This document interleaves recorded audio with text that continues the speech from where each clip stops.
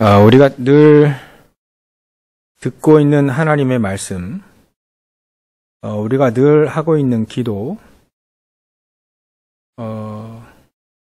우리가 일주일에 몇 번 예배를 드리죠?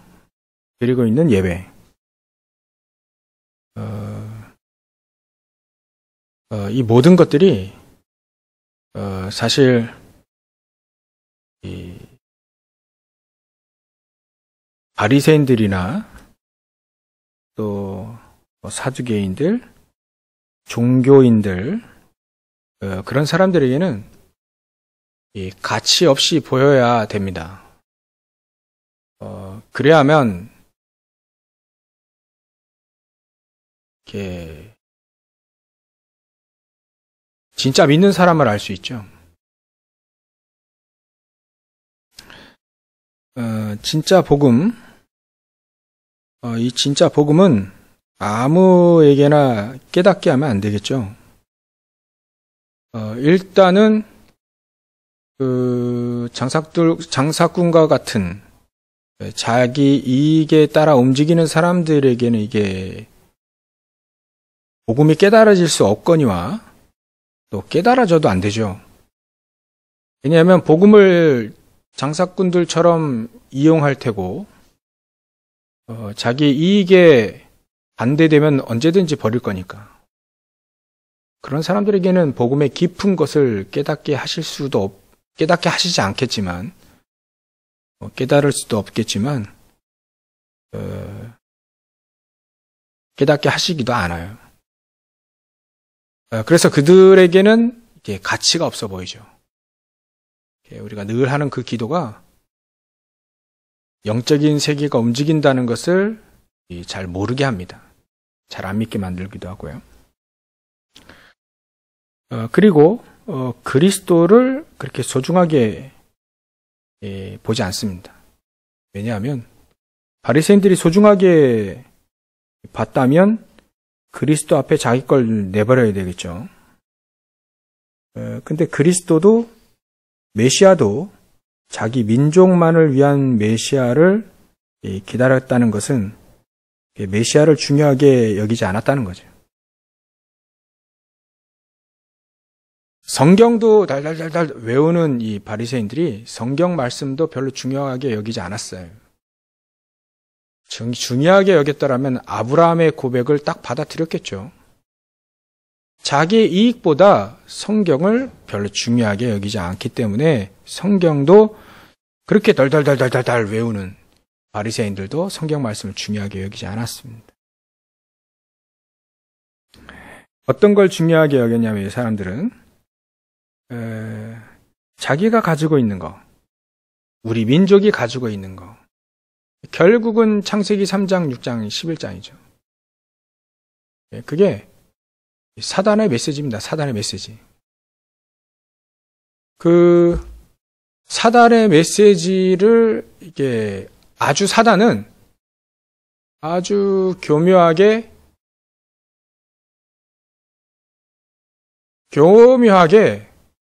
그 광명의 천사로 딱 바꿔버립니다.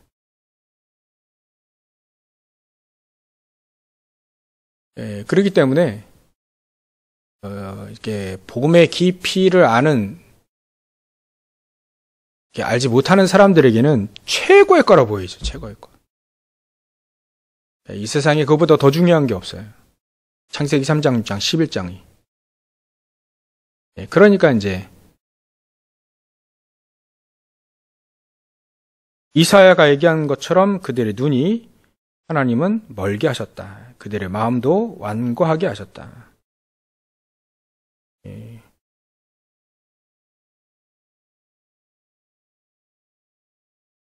그래서 우리는 진짜 복음을 알고 있다는 것, 진짜 복음을 가지고 신앙생활을 할 수 있다는 것 감사해야 됩니다. 그래서 우리가 정확한 복음만 알고 있다면 사실 요한복음 19장 30절의 모든 문제 끝, 이게 진짜 되죠.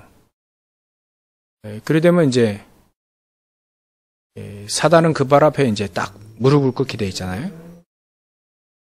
정확한 복음을 아는 그 사람에게만 딱 무릎을 꿇게 되어 있습니다.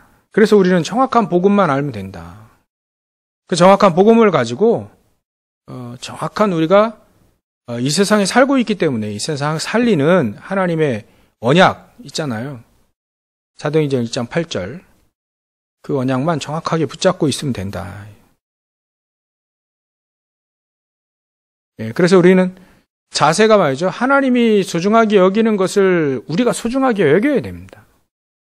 오늘 기도첩에는 교회 미자립 해결해서 이제 교회를 정확히 알면 된다. 그럼 거기에 우리는 올인할 수밖에 없다는 것을 이제 얘기를 하셨잖아요. 하나님은 무엇을 소중하게 여겼냐면 교회를 소중하게 여겼어요. 그렇기 때문에 우리도 교회를 소중하게 여기자. 당연히 여겨야 된다. 교회라고 하는 것은 이 몸, 우리도 교회로 만들었고요.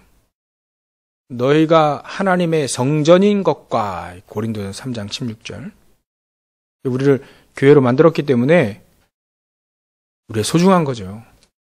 하나님이 그래서 우리를 소중하게 여긴 거예요. 그리스도께서 하나님이 직접 오셔서 우리를 위해 십자가 달리실 만큼 우리를 소중하게 하나님 여기신 겁니다. 소중한 분들이 두세 사람이 모이면 하나님 그거 함께 하신다 했잖아요. 예수님도. 마태복음 18장 18절 20절. 그리고 무엇이 교회냐면 여러분들이 현장, 업의 현장이죠. 그 교회입니다. 그러니까 이거를 모르면 이제 내 일하는 업, 내 일하는 현장, 그 현장이 이제 이렇게 밥 먹고 사는 도구로만 쓰이는 게 아니라 거기가 나의 교회다. 나의 현장이 교회다. 그렇게 여겨지면 내 현장이 얼마나 소중하게 여기는지 여겨지게 보이게 되죠. 그 사람을 보고 현장 살릴 사람이다 이렇게 되는 겁니다. 이게 교회입니다. 교회. 이게 선교지가 거기예요. 선교사님은 필리핀이나 또 아프리카나 영국이나 이렇게 파송되듯 여러분들의 현장에 파송되어 있는 거예요. 그래서 영적인 사령관이다. 지역 사령관이다. 파송지가 어디냐? 내 일터고, 내 사업터고, 내 학업터가 거기가 파송지예요. 선교지예요. 내 있는 곳이 선교지다. 여러분들, 그래서 메시지를 잘 들으시고, 계속해서 틈만 나면 묵상하셔야 돼요. 메시지 듣고, 묵상하고, 또 묵상하고, 기도처 듣고요. 또 묵상하고. 안 그러면요, 우리가 주일날 메시지 돼지 이번에 정복당해요. 저 정복당했다는 거 그거 이해되시죠? 안 그러면 정복당한다니까요. 당해요. 그래서 여러분들이 계속해서 계속 묵상을 하셔야 됩니다. 그러니까 듣기만 하는 거 말고 듣고 묵상을 하고 기도하셔야 돼요. 묵상 속에 기도가 돼요. 기도. 그게 최고로 중요한 시간입니다. 이게. 그걸 정시로 하셨다 그러면 그게 정시 기도가 되는 거예요. 하나님은 다니엘이 3번 정시 기도한 것 가지고 바벨론, 페르시아를 뒤흔들었어요. 3번에 그 정시 기도한 게 뭐냐면 예루살렘을 향하여 문을 열었다.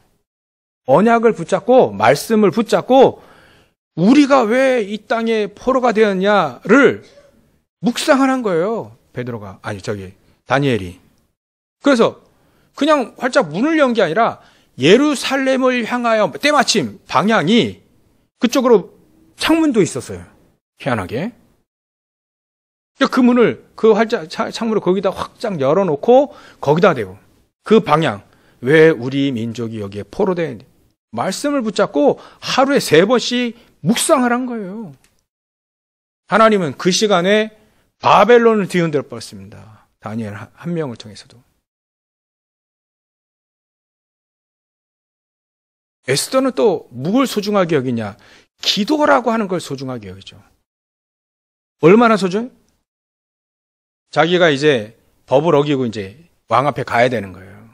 자기 민족의 운명이 자기에 달려 있잖아요. 그러니까 나를 위하여 금식하며 모든 백성, 모든 이스라엘 민족, 저 유대인들 다 기도해라. 나를 위해서. 지금 법을 어기고 가야 되는 거잖아요. 죽으면 죽을 수 있는 죽는 자리를 가는 거잖아요. 어찌 보면.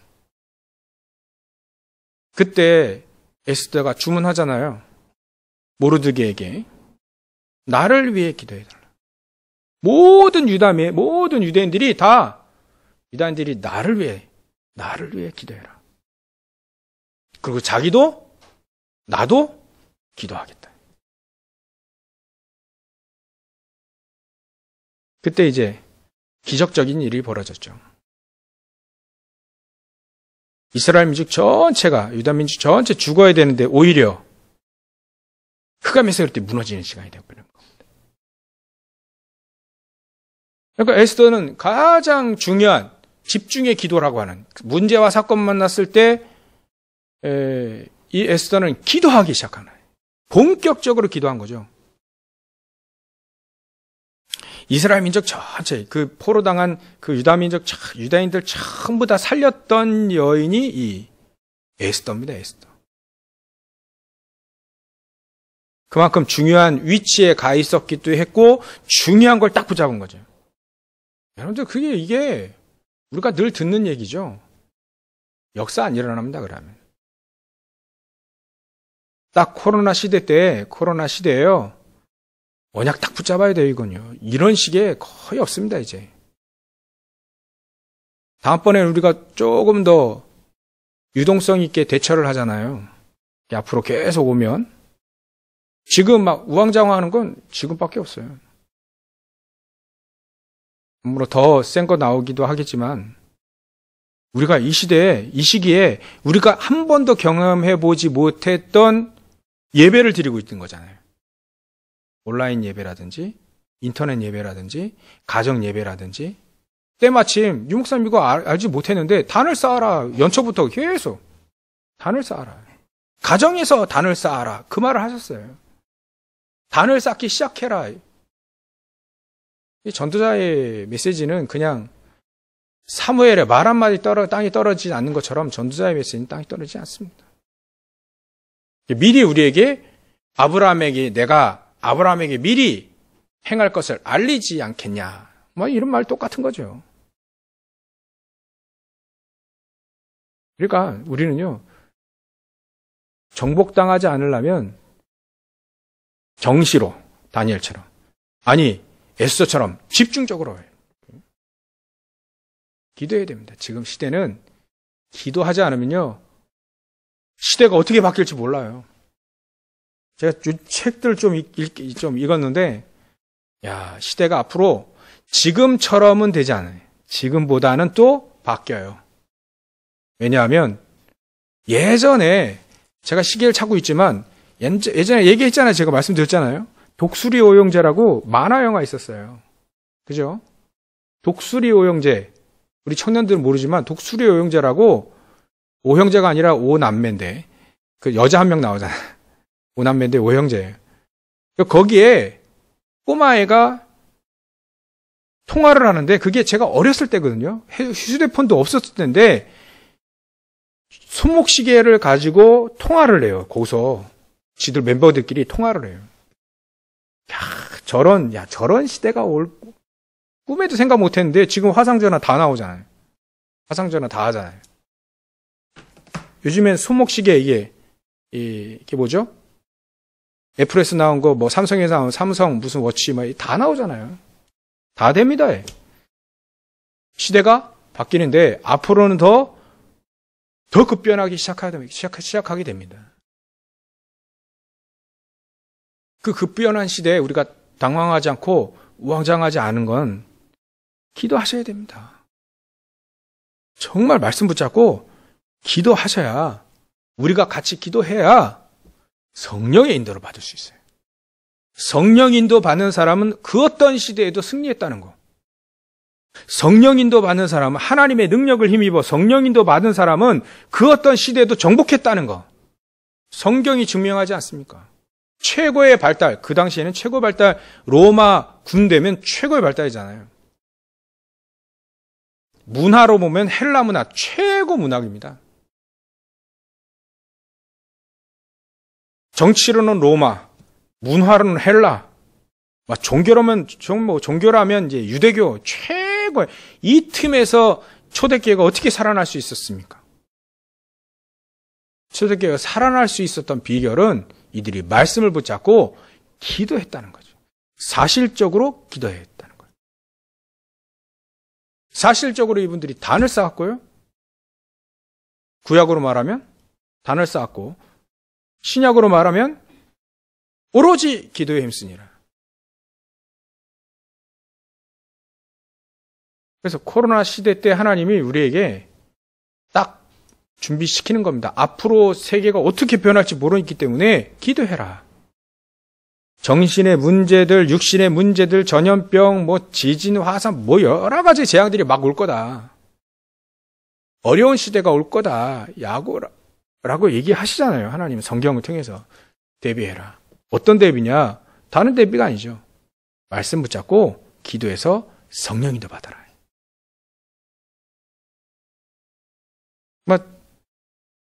과학자들도 얘기하고 막 다 얘기하는데 그놈의 인공지능이 뭔지, 그것들이 직업들을 다 대체하기 시작하게 한다.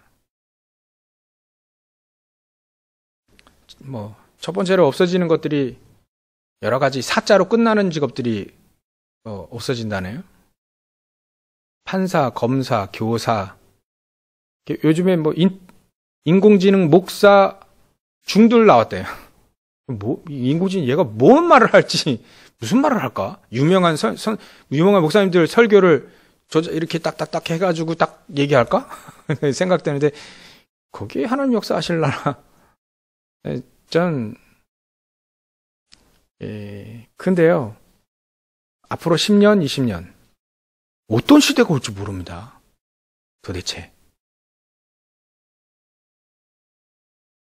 저는 초대교회 사람들이 미래를 알았다라고 봅니다. 미래를 알고 대비를 했다. 왜냐하면 성령 인도 받기 때문에. 비결은 그밖에 없어요. 성령 인도 받기 때문에 하나님의 인도 따라가게 되니까 초대교회 사람들이 미래를 알고 정복해 나갔다. 초대교회를 막지를 못했던 거죠. 사단이 초대교회를 못 막습니다. 그래서 우리가 복음을 정확히 알아야 된다. 언약을 정확히 붙잡아야 된다. 기도가 잘 안 된다는 말은 언약이 정확치 않다는 말과 똑같습니다. 언약이 정확하면 24 기도가 되어진다. 그런 얘기를 우리가 많이 들었죠. 그래서 복음을 우리는 정확하게 알아야 된다.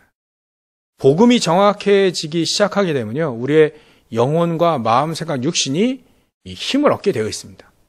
정확한 복음 때문에 모든 것들이 힘을 얻게 되어 있죠. 왜냐하면 정확한 복음은 살리는 거기 때문에. 정확한 복음을 가지고 있으면요, 로마서 16장 19절 20절처럼 됩니다. 정확한 복음을 가지고 있기 때문에 악한 것에는 미련하게 되죠. 또 선한 것에 지혜롭게 됩니다. 이게 어려운 얘기가 아니고요. 하나님 성령 인도 받고 하나님의 말씀에는 지혜로워져요. 예수님 말씀이나 또 전체적으로 성경 말씀에 대단히 중요한 말씀들을 예수님 다 하셨고 성경에 다 하셨어요. 세상을 정복할 수 있는 길도 다 얘기하셨어요. 사람들을 변화시킬 수 있는 것도 다 얘기하셨습니다. 한 가지만 예를 많은 예를 들 수 없고요. 한 가지만 예를 들어도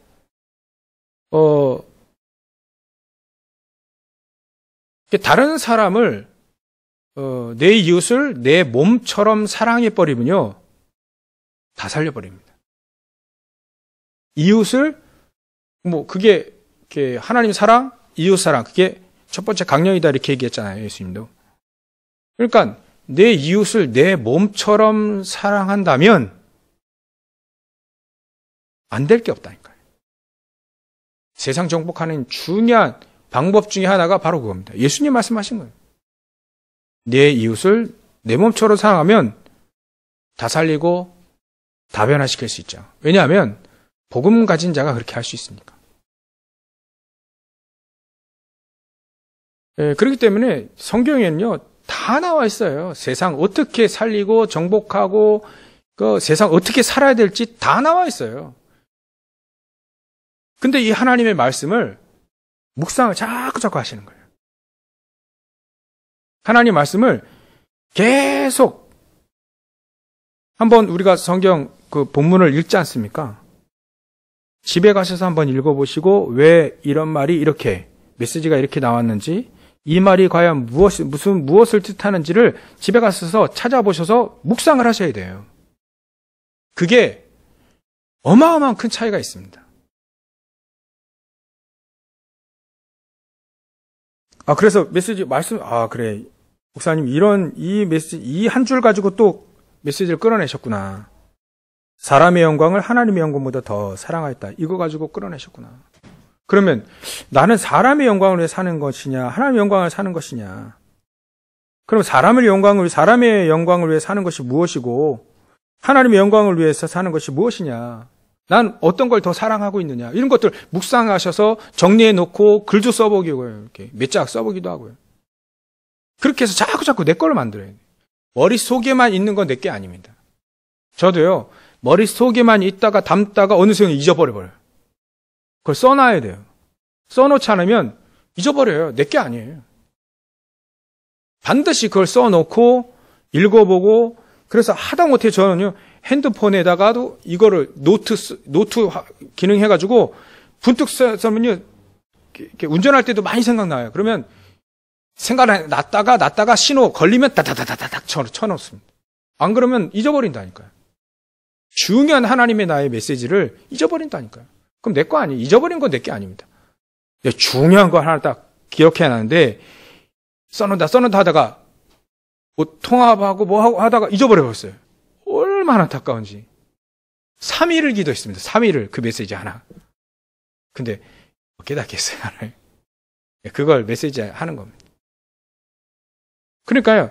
써본다는 건요. 얼마나 중요한지 모릅니다. 이게 내게 된다니까. 자꾸 써보고 다시 곱씹고 그걸 또 다시 보고 또 보고 또 써보고 하물며 하나님의 말씀을 말이죠. 여러분들이 집에 가셔서 중요한 메시지, 중요한 말씀이다. 이거는 한번 써봐야 되겠다. 써보고 묵상하고 기도하고 내 삶의 업에 쫙 적용시켜버리고요. 아마 그런 시간이 있는 분은요, 되게 힘이 날 겁니다. 오늘도 직장 가야 되나? 어쩔 수 없이 이렇지 않습니다. 그러면요, 말씀, 메시지, 묵상하고, 이게, 하나님, 이렇게? 하나님, 나에게 이렇게도 은혜를 주시고, 오늘 또 예배를 드려보니까 또, 이렇게? 그걸 또 정리해 놓고, 또 보고, 또 자신이 없으면 또 붙여놓기도 하고요. 그러니까 늘 있는 곳에 또 중요한 멘트들 있잖아요. 여러분들 저 메시지 하다가 또 적잖아요. 하다가 이렇게 딱 적잖아요. 그런 것들을요, 쫙 정리해서 어디에 붙여놓기도 하고요. 그런 것들을 계속 곱씹고, 묵상하고, 그래 보세요. 안 써놓고 정리해 놓으면요, 노트 안에만 있지, 내게 절대 안 됩니다.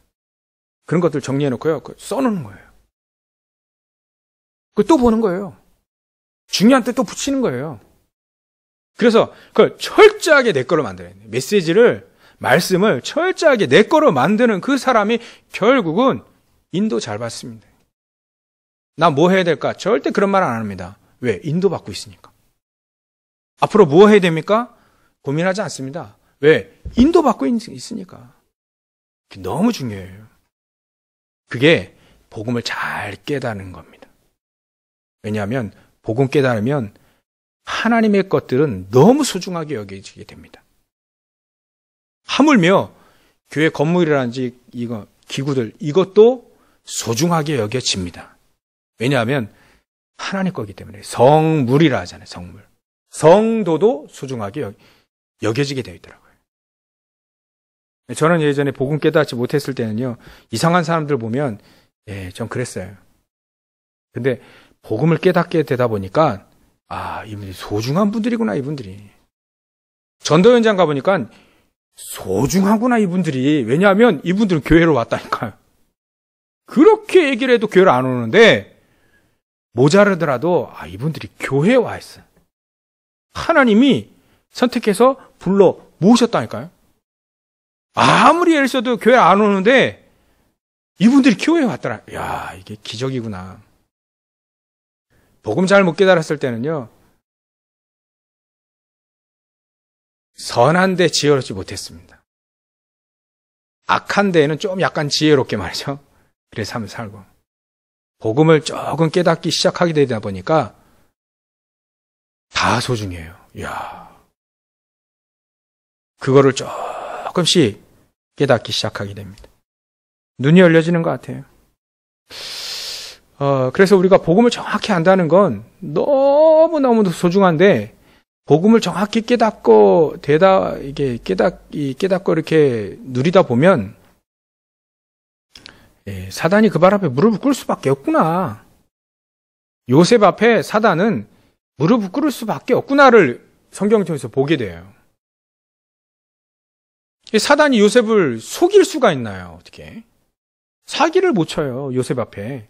왜냐하면 형들이 나를 팔은 게 아니라니까. 형들이 나를 팔았는데 그래도 하나님 나를 지켜서 이렇게 성공했습니다라고 한다면 속일 게 있어요, 조금. 약간 복음도 약간 틀어지게 전할 수 있다니까요. 비슷하게 전할 수 있습니다. 근데요, 요셉은요, 형들이 나를 판 게 아니라고. 정확한 복음을 갖고 있으니까 형들이 나를 판 게 아니라. 하나님 날 먼저 애굽에 먼저 보냈다. 왜? 다 살리기 위해서. 이리 말해버리니까 정확한 복음이거든요, 이건. 그래서 사단이 속일 수가 없어요. 사단이 완전히 그 발 앞에 무릎 꿇고 사단을 정복하는 그런 삶을 살게 되는 겁니다. 이익에, 이익손해나 이런 거에 속지 않습니다. 왜냐하면 형들이 나를 판 게 아니라는 거예요. 그러니까 조그만 이익손해라든지 물질이라든지 성공이라든지 이거에 노예 되지 않는 겁니다.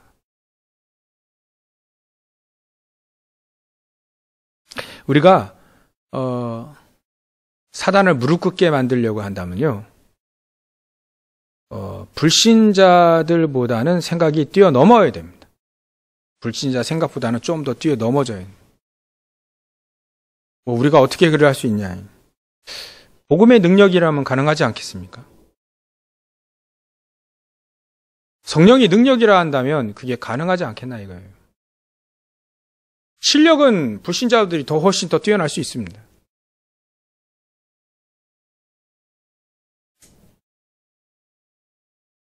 근데 그들이 생각하지 못하는 것들을 우리가 생각해낸다면, 내 이웃을 내 몸과 같이 사랑한다는 말을, 이 메시지 말씀으로 내가 다 잃었다라고 하는 그 한마디로 우리는 불신자를 뛰어넘을 수도 있다. 이게 하나님의 말씀입니다. 하나님의 말씀은 살았고 활력이 있어 좌우의 날성 어떤 것보다도 예리하고 우리야 혼과 영과 관절과 골수를 찔러 쪼개까지 할 수 있다. 세상에 그 어떤 것도 이렇게 할 수는 없거든요. 하나님의 말씀만이 딱 그러면 우리는 하나님의 말씀에 힘입어 말씀을 딱 붙잡고 기도하고 말씀의 능력 속에 들어가게 된다면 불신자들보다 생각이 뛰어넘을 수 있다. 그들을 살릴 수 있다.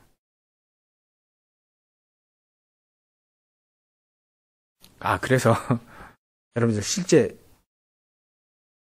물건 살 때 말이죠. 물건 살 때 깎지 마세요. 불신자 못 살려요, 그러면. 깎지 마시고. 손에 좀 볼 때 좀 보셔도 돼요. 그래야 불신자 살릴 수 있습니다. 왜냐하면 생각이 불신자보다 높아야 되지 않습니까? 그거 또 손해보면, 손해보는 게, 진짜 복음을 누리고, 복음 가지고, 손해보는 게, 그 손해보는 게 아니라니까요. 우리가 제일 이런 부분에 이게 복음의 적용이거든요. 복음의 능력 속에 있어야 이게 되거든요. 이걸 억지로 한다. 이게 억지로 하면 안 되잖아요. 억지로 안 됩니다, 그런 게. 복음, 말씀의 능력, 기도의 능력, 하나님의 능력을 힘입어 그걸 뛰어넘어요. 그래야 그 사람들을 살릴 수 있습니다. 상식 이하인데 어떻게 불신자를 살릴 수 있습니까? 불신자보다 생각이 떨어지는데. 불신자보다도 어떻게 하면 그걸 어떻게 살릴 수 있습니까? 니나 잘해라 이래 나오는. 어떻게 살려요, 그 사람들? 우리가 도를 닦자는 게 아닙니다. 수준을 높이자는 게 아닙니다. 우리는 수준을 높이는 건 그렇게 높이는 게 아니죠. 하나님의 능력을 힘입고 복음의 능력 속으로 들어가자는 거예요. 그게 영적 서밋입니다.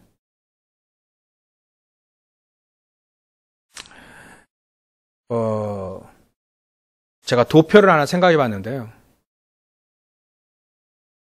혹시나 여러분들 이런 거 아세요? 이거 생각해 보셨어요? 안 보이죠? 안 보여도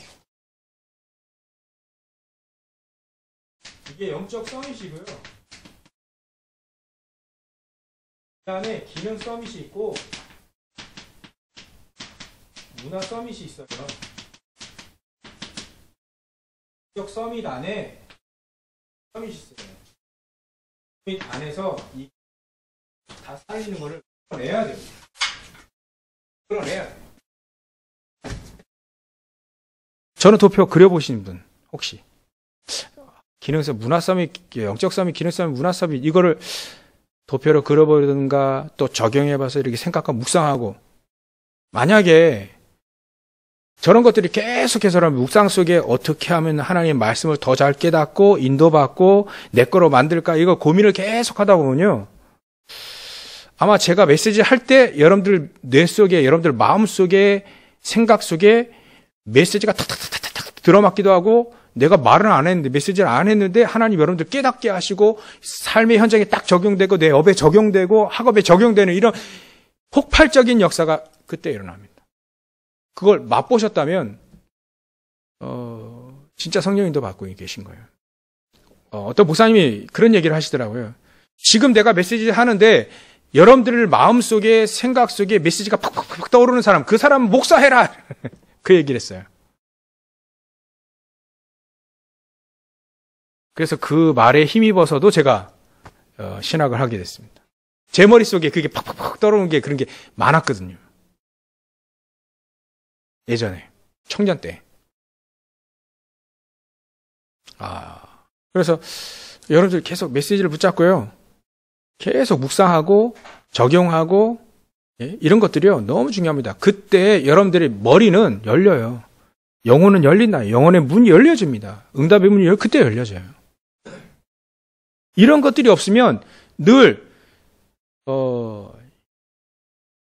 대단한 사람 메시지 해야만 그게 은혜 받고 끝나버려요.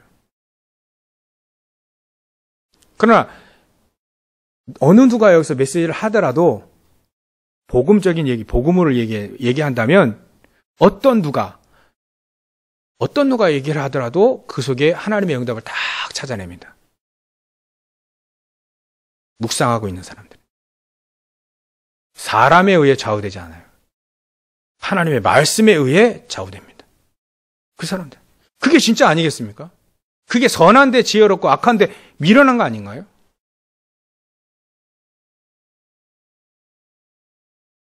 그래서 우리는 무엇을 위해 복음을 위해 살아야 된다.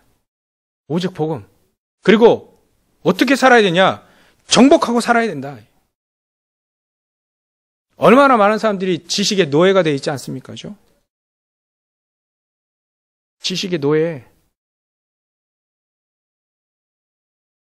그래서 우리는 지식에 정복당한 사람과 지식을 정복한 사람 공통점이 뭔지 아세요? 지식을 다 갖고 있다는 거예요. 차이점은 뭔지 아십니까? 종과 주인의 차이예요. 오너와 종업원의 차이가 다르잖아요. 그 차이가 납니다. 어마어마한 차이가 나버려요. 지식에 창세기 3장 6장 11장이 정복당한 사람과 창세기 3장 6장 11장을 정복한 사람은 달라요. 정복하시라는 거예요. 같이 정복하자는 거죠. 불신자가 전부 다 거기에 정복당해 있으니까 그걸 정복하고 그들을 풀어줘야 되는 거 아닙니까? 복음이 풀어주는 거 아닌가요? 복음이 풀어주는 거잖아요. 해방시켜주는 거잖아요. 너가 지금 지식에 사단의 메시지에 정복당하고 있는 거야. 넌 노예야. 그래서 우리는 내가 풀어놨듯이 당신도 풀려날 수 있어. 전부 다 사단의 메시지가 이렇게 미화돼서 천사처럼, 광명의 천사처럼 넌 속고 있는 거야. 그 얘기를 해줘야 될 거 아닙니까, 우리가. 그게 전도 아닙니까? 그래서 우리는 지식의 주인이 아닌 지식의 주역이다.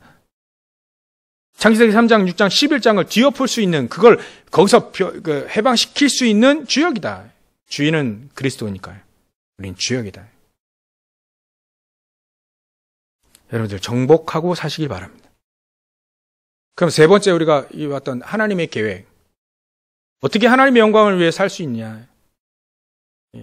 그래서 렘넌트 메시지 전에 렘넌트 사역을 누구에게 맡길 수 있냐. 이런 사람이 맡길 수 있겠냐. 정복당하고 있는 사람에게 어떻게 맡길 수 있겠냐.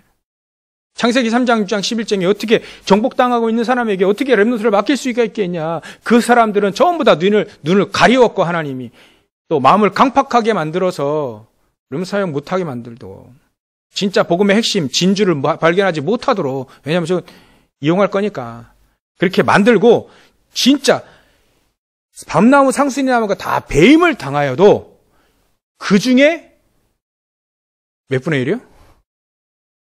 몇 분의 1 나왔나? 갑자기 또 헷갈리네. 그 중에 10.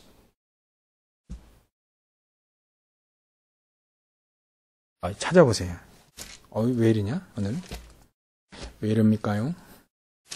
그 중에 10분의 1이라는 단어가 있나요? 있네. 그 중에 10분의 1, 11조예요. 10분의 1이 아직 남아있을지라도 이것도 황폐하게 될 것이나. 그 10분의 1도 안 남는 거예요.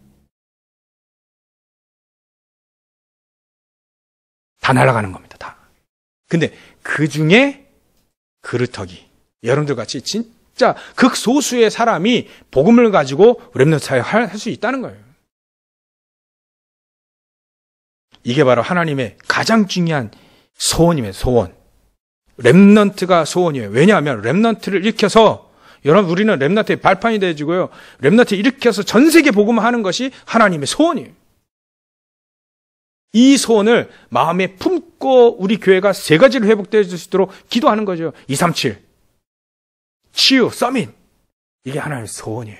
하나님의 계획이에요. 그래, 하나님의 절대적인 소원, 하나님의 절대적인 계획을 딱 붙잡으면 그 순간부터 응답은 오기 시작한다. 그럼 우리 교회가 얼마나 소중한 교회라는 걸 여러분들이 알게 되어지는 거죠.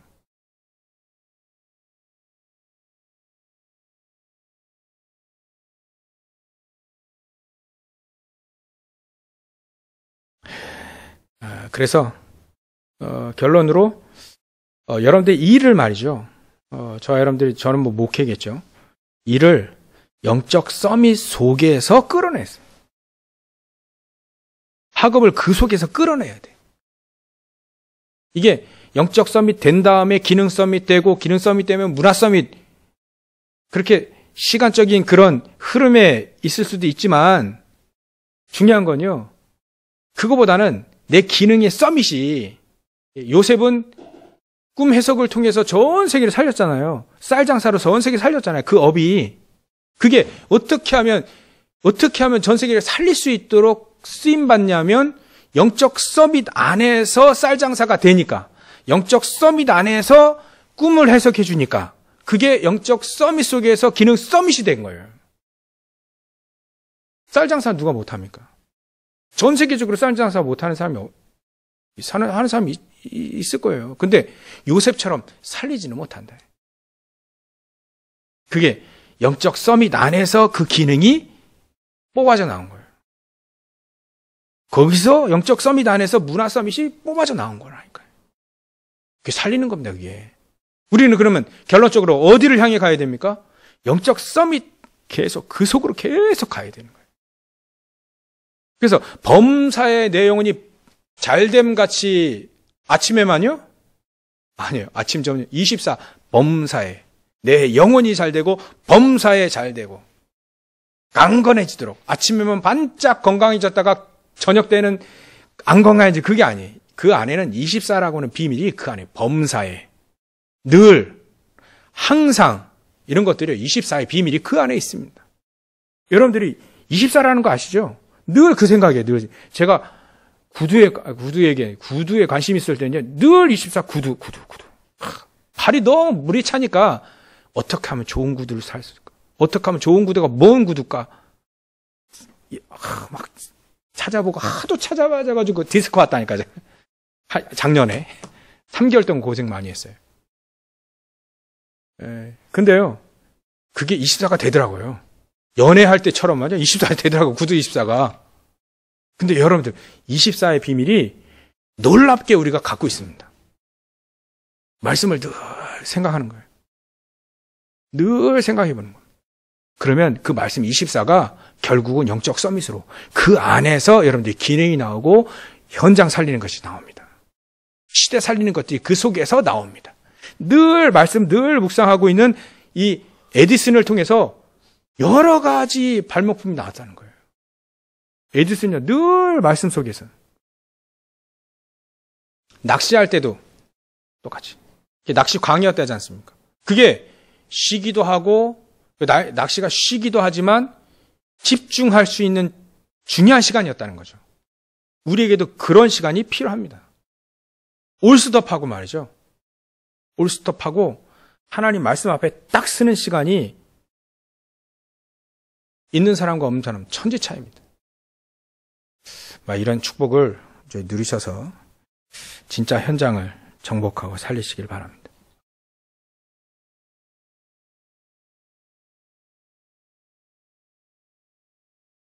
이거 믿어지겠습니까? 여러분들 그렇게 하기 위해서 여러분들 부르셨다는 거.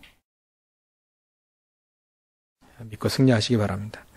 기도하겠습니다. 하나님께 감사와 영광을 돌립니다. 하나님 우리의 미자립 상태를 바꿀 수 있는 영적 서밋의 축복을 누리게 하여 주시옵소서.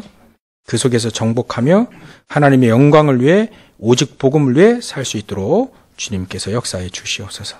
인도해 주시옵소서. 감사드리며 거룩하신 예수님의 이름으로 기도 올려옵나이다. 아멘.